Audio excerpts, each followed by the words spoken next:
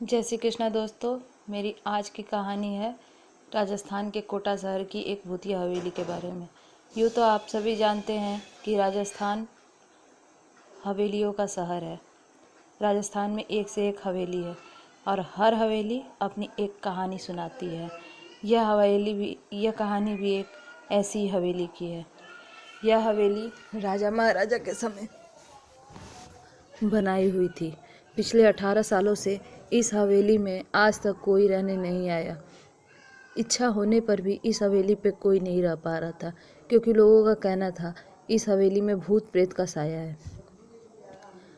जब अजीत सिंह को इस हवेली के बारे में पता चला तो उसने तय किया कि वो इस रहस्य को जानकर ही रहेगा, क्योंकि लोग इस हवेली में नहीं रह पा रहे हैं।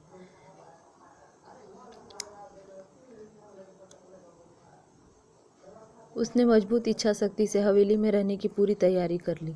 जब उसने हवेली में अंदर जाने के लिए पैर बढ़ाया तो दरवाजे पे किसी अनजान व्यक्ति ने उन्हें रोक लिया और नज़दीक जाके बोले, कौन हो आप और किधर जा रहे हो? अजीत सिंह जवाब देने के बजाय उसके सामने सवाल किया, जी आप कौन? मेरा नाम अर्जुन सिंह है और मैं यहीं पास में रहता हूँ।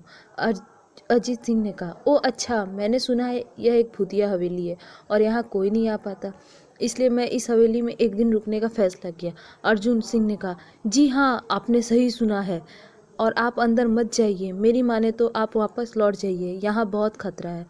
यह सुनकर अजीत सिंह खुश हो गया, जैसे उनके कोई लॉटरी लग गई हो।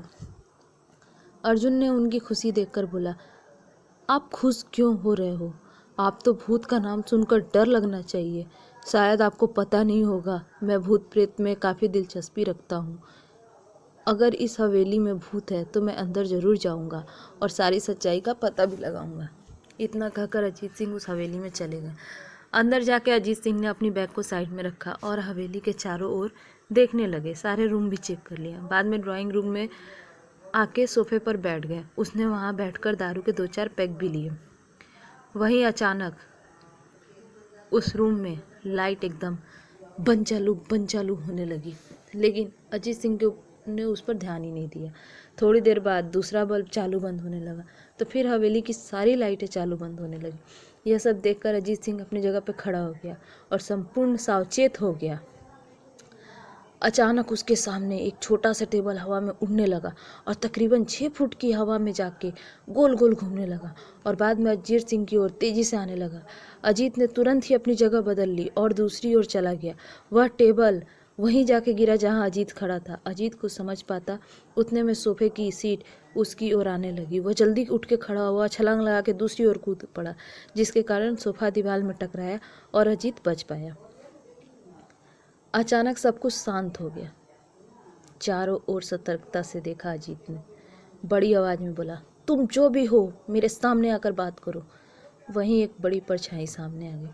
अजीत ने उस परछाई को देखकर बोला, कौन हो तुम और क्यों मारना चाहते हो?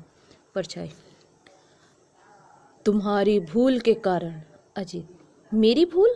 कौन सी? मैंने कौन सी भूल की है? परछाई, इस हवेली में आने की भूल। मैं किसी को भी इस हवेली में खुश नहीं देख सकता। अजीत, लेकिन क्यों?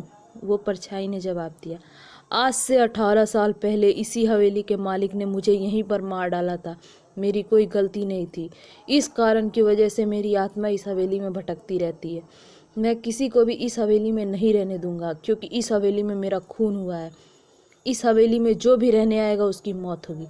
अजीत ने कहा, मैं तुम्हें अपने असली रूप में देखना चाहता हूँ। तुम्हें मारने से पहले मैं तेरी ये इच्छा अवश्य पूरी करूँगा, ये परछाई ने कहा। और उस परछाई ने एक भयानक दरमियाना का रूप ले लिया। उसका चेहरा इतना भयानक था कि अजीत भी एक क्षण के लिए डर गया, लेकिन दूसरी ही क्षण उसने अपने आप पर काबू पा लिया। बाद में अपनी जेब से एक सफ़ेद पाउडर निकाला और भूत के ऊपर फेंक दिया। दरअसल दोस्तों, वो पाउडर जो था वो एक तांत्रिक द्वारा अभिमंत्रित पाउडर था, जिसे भूत पे फेंकते ही वो भूत जलने लगा और बड़ी बड़ी ज्वालाएं उठने लगी। वह जोर जोर से चिल्लाने लगा और बाद में पूरी तरह जल गया। उसके बाद अजीत ने चैन की सांस ली और वहीं पे सो गया। दूसरे दिन सुबह जब अजीत को सही सलामत हवेली से बाहर आता देखा तो अर्जुन को बहुत आश्चर्य हुआ। अर्जुन ने अजीत से पूछा, तुम जिंदा कैसे हो?